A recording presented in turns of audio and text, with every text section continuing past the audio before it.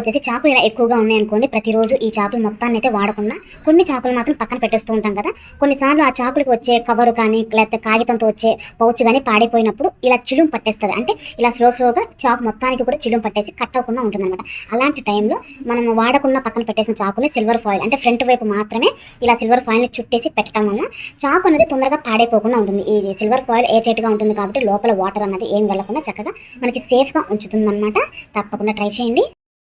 తర్వాత టిప్ వచ్చేసి చాలా మందికి అంటే నాతో సహా డే అన్నది ఇలాంటి వేడి వేడి కాఫీతోనే స్టార్ట్ అవుతుంది కదా. అంటే వేడి కాఫీ చేసుకొని తాగడానికి బాగానే ఉంటుంది.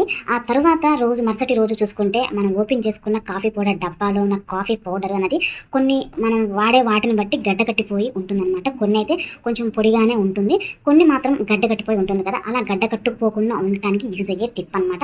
చాలా సింపుల్ అనమాట. ఏం లేదు, సిల్వర్ ఫాయిల్ ఉంటుంది కదా, ఆ ఫాయిల్ని మనం కాఫీ పౌడర్ డబ్బా మూతికి కరెక్ట్గా సరిపోయేటట్టుగా కట్ చేసుకొని పెట్టేసి మనం మూత పెట్టేసామనుకోండి, చక్కగా ఎయిర్ టైట్ అయిపోతుంది అనమాట. సిల్వర్ ఫాయిల్ అనేది వాటర్ని కానీ ఇంకా గాలిని కానీ లోపలికి వెళ్లకుండా ఉండటం వల్ల లోపల ఉన్న ఈ పౌడర్ అనేది గడ్డ కట్టుకుపోకుండా ఇలా పొడి పొడిలాడుతూనే ఉంటుందన్నమాట.